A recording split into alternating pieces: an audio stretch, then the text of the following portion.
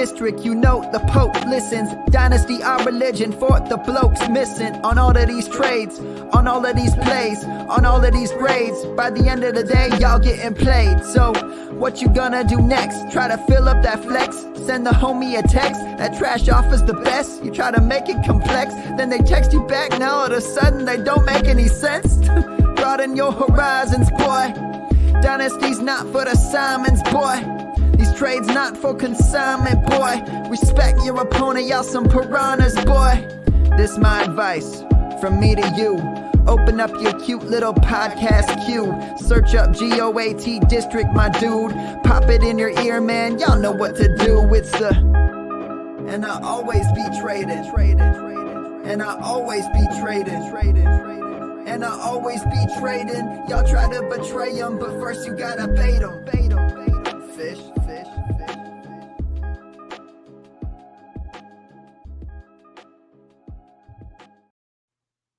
What is up, Fantasyland? We're back for a Thursday tailgate. Week 16, crucial for fantasy, crucial for football, crucial for even some of these NFL teams, Dan, as we're coming into a pretty nice Thursday night game. I mean, we were talking before coming on the air. You've got some fantasy implications tonight. You know, you got those Kyron Williams out there. You got the Cooper Kupps, maybe a bit of Olave on the side. You know, decisions are starting to be made for your fantasy playoffs today on Thursday. We're here to help you. We're here to help you for your, whether you're doing prop bets, checking out the lines. We're going to dive deep into this matchup. And of course, we've got the snowman himself, the Harry Snowman. Rob is in the house with all his deep dive goodness. If you guys have been watching this show weekly, every Thursday at noon Eastern, we do as deep of a dive as you can into a Thursday night game. And tonight looks like a fun one, guys. Dan, how excited are you? It's nice to have the three of us. It's the first time we get all three of us for one of these. Yeah, right. It definitely is. So it's great. I enjoyed doing this with Rob a couple weeks ago. So I was excited to have the chance to get back on today. And week 16. What else can you say? This is the beginning of the semifinals tonight for pretty much every fantasy league out there. If it's not and you're playing week 18, you're doing it wrong. I'm just going to tell you that right now. So switch it up. You got to be playing your semifinals and finals week 16 and 17. But totally pumped. So much on the line. Yeah, man. And we've got Jason in the house. Shout out to Jason. Nick's in the house. What's up, guys? We appreciate you guys joining us live. Rob, you're excited for every Thursday night game, it seems like. But how excited are you for tonight? Oh, I'm love this stuff, man. You know I love this stuff. I love the Thursday games. I am so excited. It's going to be a lot of fun. I'm ready to talk about this stuff, too. All right. As we usually do it, let's set the table, throw out the obvious right now. Well, it's not so obvious because it keeps actually changing. So the line's changed. I think in the last hour I saw it change. Now it's a 3.5 favor for the Rams. And again, I talk about it often, usually 3 points you give to the home team, maybe 2.5 if it's a lesser influence by the fans there. So you're looking at just over a flip coin that they're giving to the Rams here. And then the over-under is at 46. Both of these teams are 7-7. The Saints, 22.4 on average and 19 against. And then the Rams, 23.4 and 22 against. But we see the Rams, guys, just charging these last few weeks and really making a run for the playoffs. And Sean McVay making it look easy with, a team that we didn't think would be competitive this soon, I guess you could say, or even this year. Dan, what do you, what's like the first, what are your first thoughts as we look at kind of the line, the over-unders, just kind of the bird's eye view of tonight's game? Yeah, my bird's eye view, just kind of coming into it, from a little bit of a different perspective. I just kind of take a look at overall trends, and I'm looking at the Rams having won 4 of their last 5. Really being on a roll. The only reason possibly they lost against the Ravens, and that was on the road, was just that one fluke punt return touchdown. So it's like they gave the Ravens everything they could handle. And then you've got the Saints, who've really been scuffling on offense. And, there's some reasons for that. It's not I don't know that you would necessarily expect the scuffle to continue tonight, but I'm kind of one of those. Hey, until you show me something different, I'm probably going to go with what you've shown me recently. So I'm open to the fact that the Saints may do better than I think, but also it's just been tough for them. They haven't really had the whole gang together for a while. This might be the first week in a while that they've had everybody. So I'm thinking the Rams are probably going to win this game. I would probably take that. I would probably take the Saints as far as like the spread, just because I think it's going to be a close game. Really? That's interesting. See, this is Dan and I like to look at things differently. That's why we make a good couple, man. A good cone. We're good partnership when it comes to owning fantasy teams because of that. I don't know, Rob. You're going to be the tiebreaker. It looks like today. I feel like the Rams are going to pump the Saints tonight. Am I wrong, or is you leaning Dan's way? I am leaning towards the Saints, to be honest. Okay. Yeah, I'm looking more at the last few weeks in the Saints defense, not so much concentrating on the offenses. You know what you're getting out of the Rams offense, but the Saints defense is just getting healthy. The defensive line is just starting to get together. I think you got who? You got Cam getting to full strength, Cam Jordan. You got Carl Granderson coming back with full practice this week. If they're able to put pressure on Stafford, we were talking a little bit before the show. That's a situation where Stafford tends to struggle, relatively speaking. Their DBs have been playing out of their mind in the last 3 weeks right now. The Saints are coming in second best pass defense last week. Alante Taylor been playing amazing out of the slot, and Paulson Adebo also defensive player of the week about a month ago. And so I see this as a team that controls their own destiny with coming off of this game, and then they have the Bucs and the Falcons. They play 3 games. They're in the playoffs. So this is a squid game between the two teams. Whoever wins this game, the other one's dead. Their season's dead. I like that Squid Game. That I don't know if you guys watched that reality show on. I watched the original ones, but I watched the reality with my wife recently. It's actually really good. But I like that comparison. So interesting. I mean, you talked about some of the. Did you mention Kendre Miller? I don't know how significant it is, but Kendre Miller's questionable. Yeah. He got it in limited practices all week, Kendre Miller. So I would expect that he's going to be available for the game. Looking at the defense, I mean, starting to get a bit more into it. I mean, you got the Saints 27th opponent yards per rush attempt. So again, looking good for Kyren Williams. We're hoping to see a lot from him tonight. Anyone rolling him tonight is looking for some big points. I mean, he's been a beast, man. This guy just every time he's on the field, he's a beast.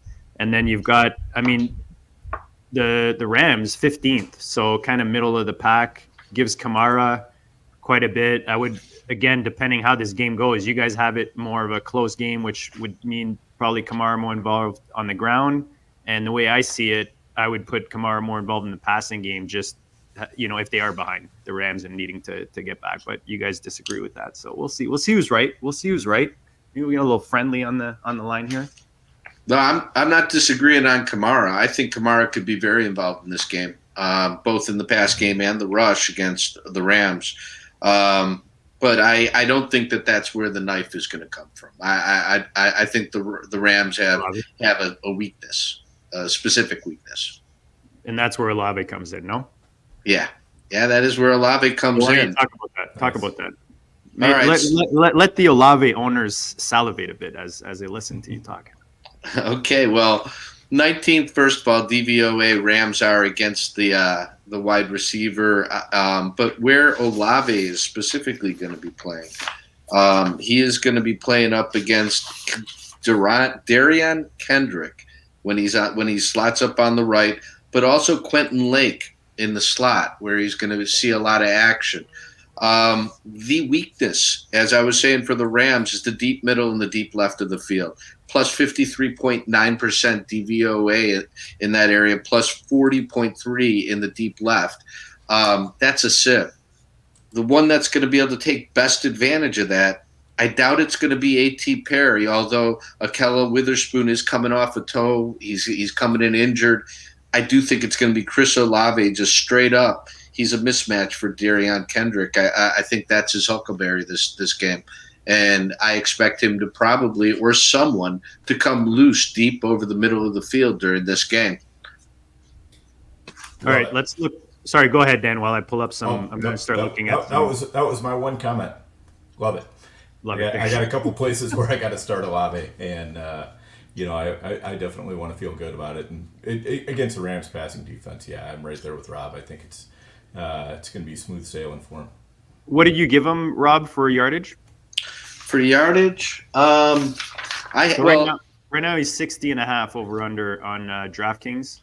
We hadn't gotten to our props, but that's one of my props. I like Olave over 61.5. He's averaging 64.4 yards per game, and I expect this to be a positive matchup. So I expect him over his average, over 64. Certainly over receptions. What about receptions? What do you have? I don't have a reception number that I was looking at. Here we go. I got him. I'm just going to look up his average. They got him at 4.5. What's his average receptions per game? So he's averaging this year 5.5. So I like the over. That's like a full reception. Yeah, it's actually pretty sweet. Those are usually the props I like to focus on where there's a bit more of a difference. So that's something to look at. Again, it's not financial advice, guys. We just talk about props for fun, and we like to look at the over-unders just because it definitely helps when you're deciding for your starting lineups, play DFS. It's always good to look at these lines, see how Vegas sees the game playing out. You got Kyren Williams, 18.5 receiving yards, Puka Nacua, 62.5 on the LA side. Where are you with the receiving game in LA, Rob? I like Puka to be under. So I think Puka's going to struggle a little bit lining up against Adebo. 92% of the time, Adebo's going to be on the left side of the defense. We're going to have Puka lining up on the right side 45% of the time, so just under half. So most of the time that he lines up against Adebo, I think he's going to struggle. Adebo's just playing out of his mind right now. Nacua is also nursing an AC sprain. He practiced all week, but he is going to play with that, but that is probably going to affect him some. And I mean, Vegas agrees with you, right? Because you look at his average Puka on the season, 85.6, and then you've got him right now over under at 62.5 on DraftKings. So they definitely agree with you. Big difference there with what he's averaging and what they're expecting in Vegas. Yeah, and I think interesting to dig into Kyren just a little bit. I think if he's going to really go off, it's probably going to be on the ground rather than through the air.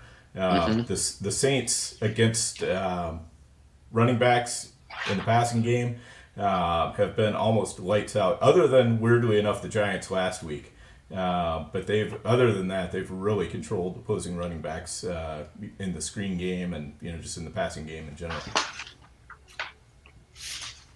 Yeah, and that's where we see their weakness, right? Is on the ground. So it all lines up very nicely when you're taking all these into consideration.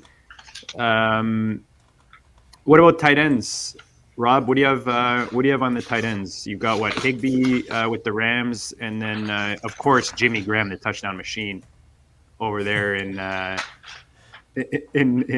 New Orleans. Believe it or not, we might see another touchdown out of Jimmy Graham this week. Unbelievable.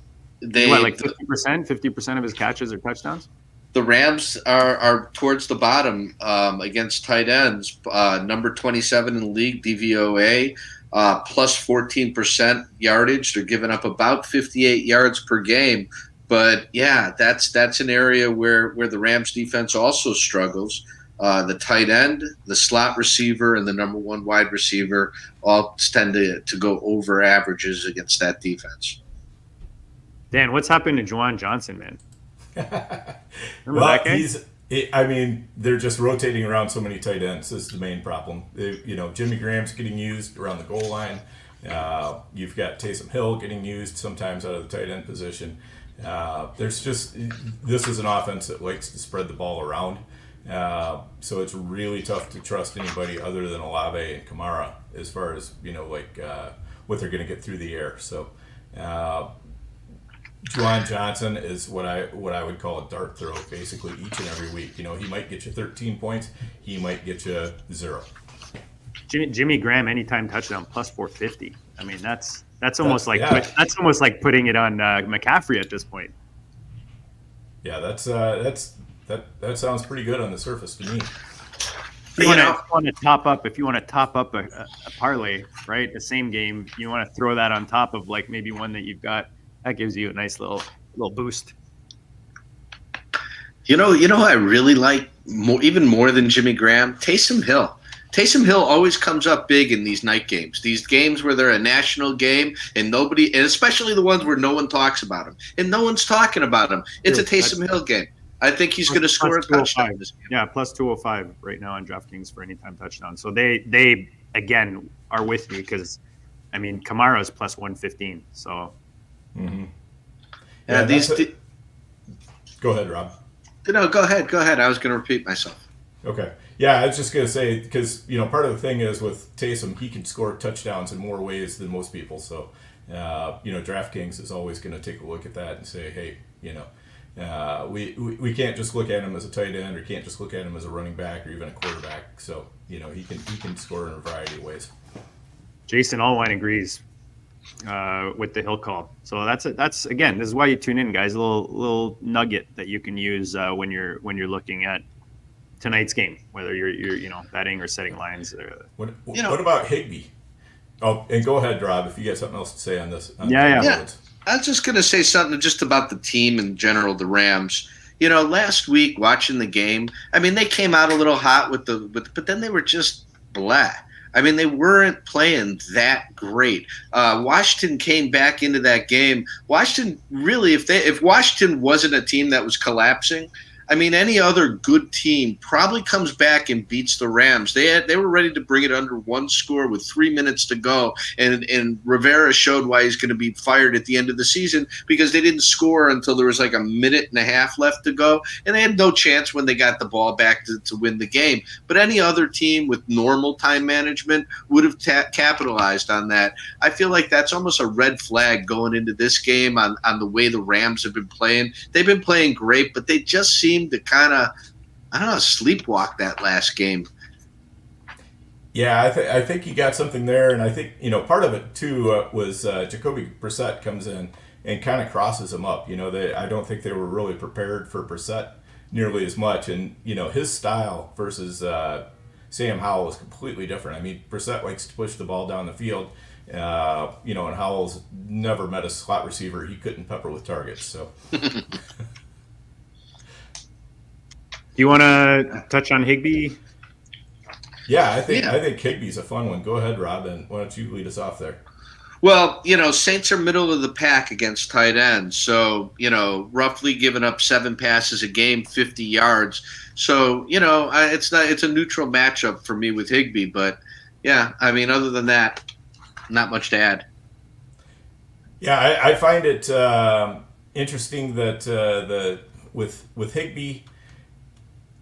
With the New Orleans defense, there's been they've been allowing a lot of targets to the tight end, and overall, I think they're beatable. So if the Rams choose to attack them that way with Higbee, I could see Higbee having a big game. The problem is you don't always know who's going to be featured in that Rams passing game. So it is a little bit of a crapshoot there too, because if that's what the game plan is, I think Higbee goes off. And if that's not what the game plan is, it could be a quieter game.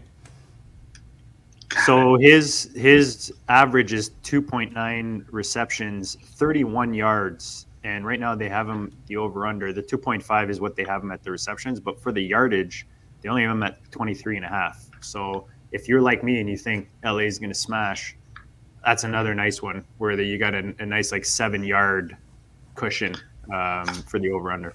I like it either way because, I'm looking at the two wide receivers having good matchups. That'll funnel targets towards the tight end. And if Higbee, that is kind of how the Rams go. When things go tough, they tend to go to Higbee. And I don't think they're going to go to the running back out of the backfield. And if Stafford's under pressure, they're going to go the short routes. That makes a lot of sense to me.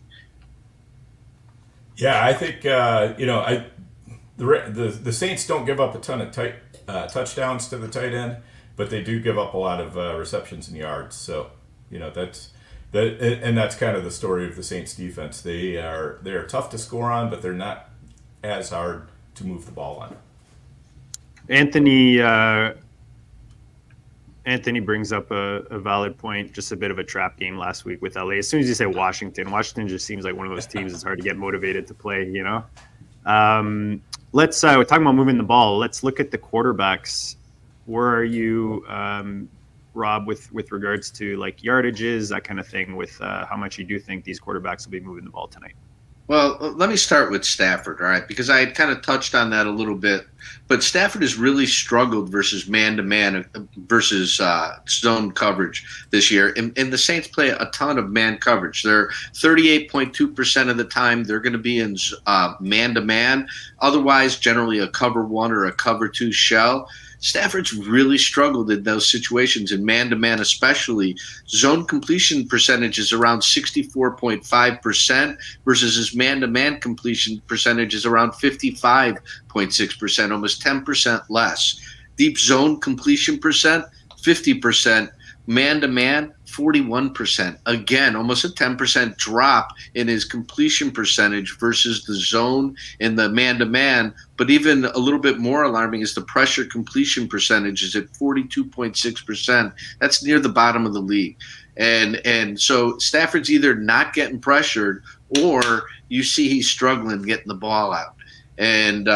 And I think that's the situation coming into this game with the Saints getting healthy on the pass rush, the DBs playing well on the outside. That's not a great recipe for Stafford coming in. Yeah, he's 11th in passing yards, 255.4 per game average. They have him at 249.5. So if you think that he's going to be less than average, then you're probably comfortable taking that under since it's so close to what he's averaging. Dan, how do you feel about Stafford going against this tougher pass defense? And like we said, we're kind of expecting Kyren to be running the ball a lot. Yeah, I mean, I kind of temper expectations on Stafford, but the Saints, while they have been very good against the pass, they have also been exploited at times by teams through the air. When we're looking at their last 5 games or so, we also have to keep in mind 2 of them, the last 2 were against Carolina and the Giants, which is, pretty much a pop gun offense. Mm-hmm. When Minnesota, Atlanta, Detroit definitely move the ball better through the air. Atlanta not so much as Minnesota and Detroit, but I would have no problem starting Stafford if that's kind of your best guy. I wouldn't use anything in this game to vault Stafford over some other quarterback that you'd feel better about. I almost like Stafford under the 1.5 touchdowns, just because if you look at opponent touchdowns per game, Saints are 5th, 1.9 averaging. So you got to think Kyren gets in, right? So I don't even hate, if you want to kind of follow that same narrative, you could do the under the 1.5 touchdowns and tie that to his yardage with regards to Stafford for the under. Again, if that's the narrative that you're building in your approach, depending on if you're setting lineups or doing prop bets, whichever. Yep. What about Carr? What about Carr, Rob? What's your what kind of beat do you have on the aging quarterback at this point? The eyeliner quarterback. Well, I mean, one thing is they're getting healthy, right? I mean, the Saints are getting healthy. They've got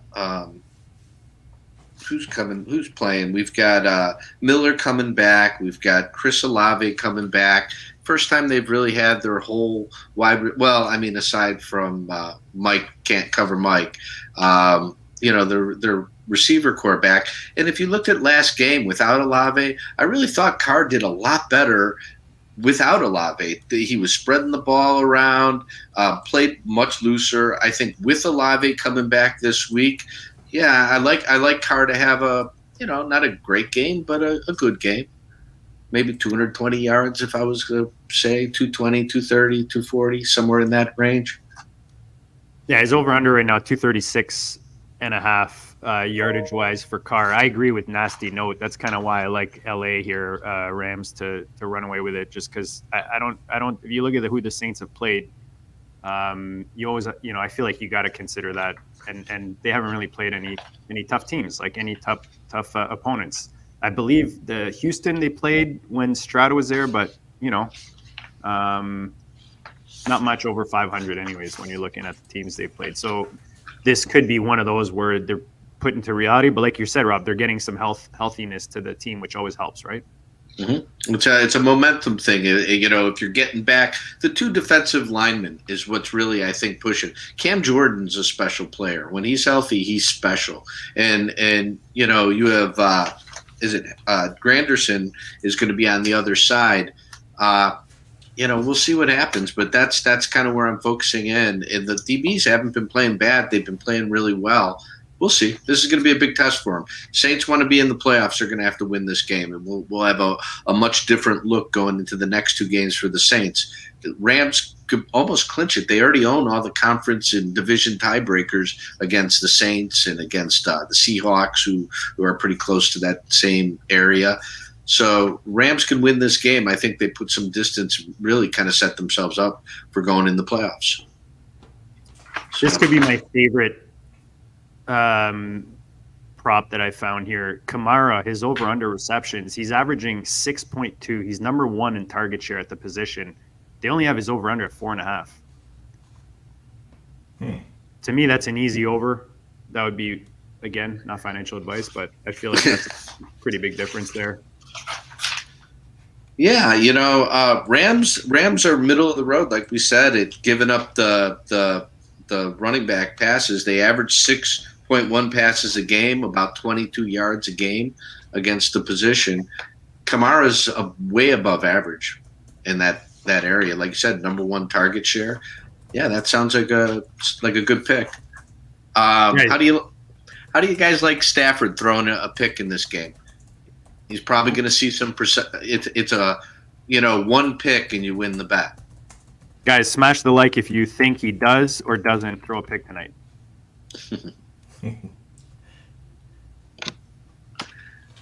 So I'm just trying to pull up his stats here to see what he's averaging. You have any numbers on that, Rob?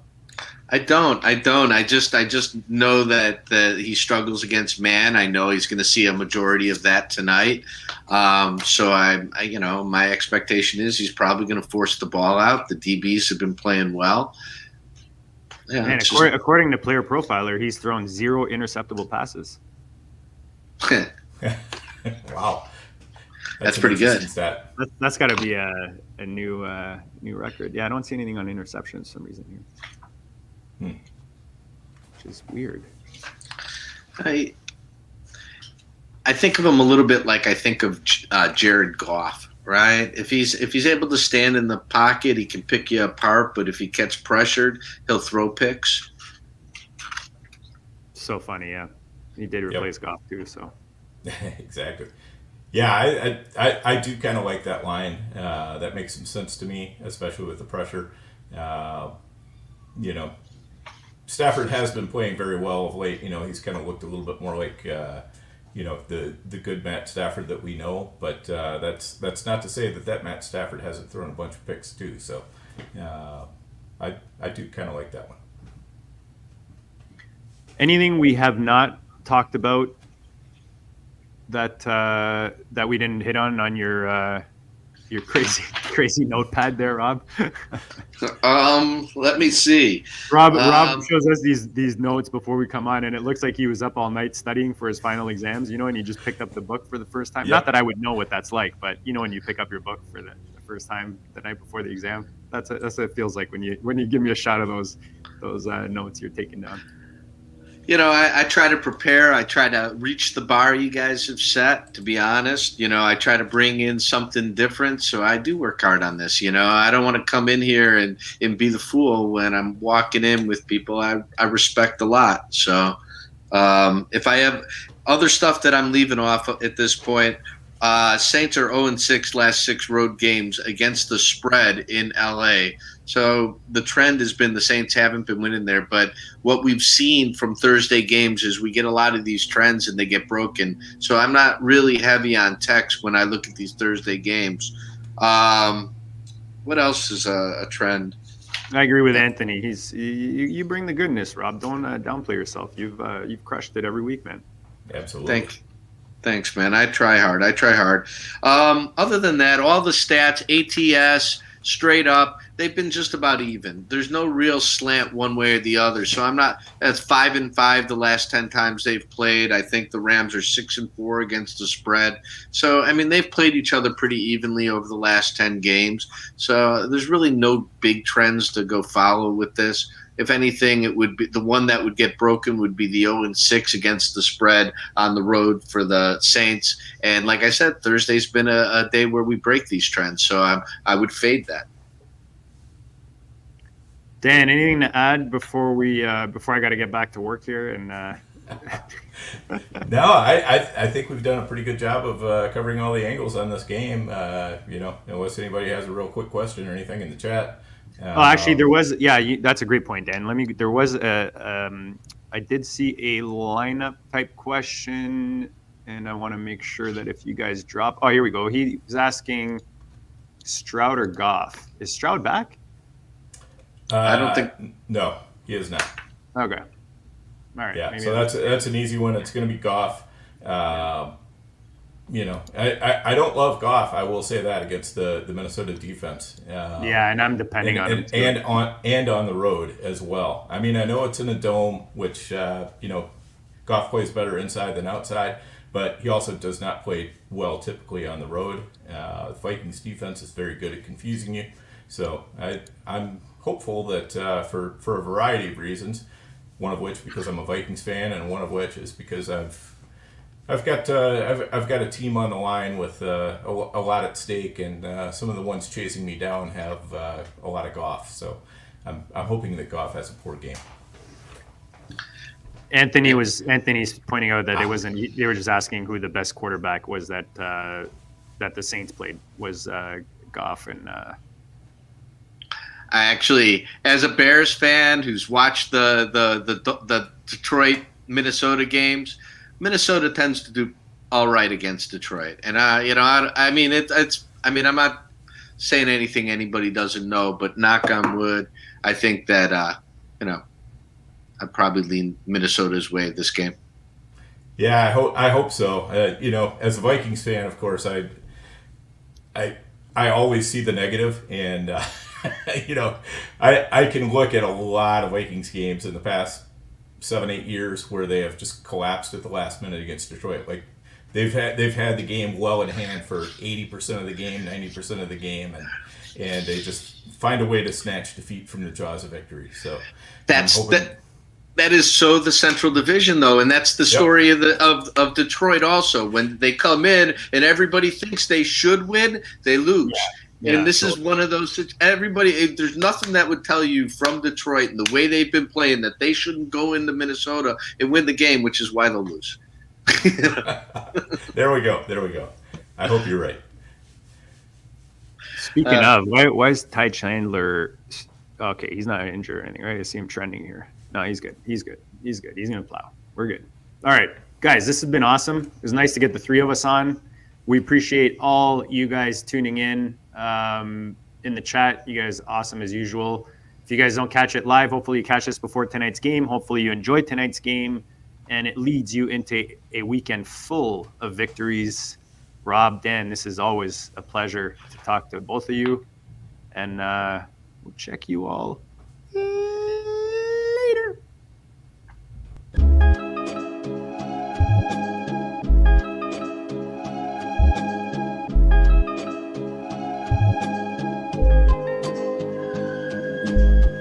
Go district, you know the Pope listens. Dynasty, our religion, for the blokes missing. On all of these trades, on all of these plays, on all of these grades. By the end of the day, y'all getting played. So, what you gonna do next? Try to fill up that flex? Send the homie a text? That trash offer's the best? You try to make it complex, then they text you back. Now all of a sudden they don't make any sense.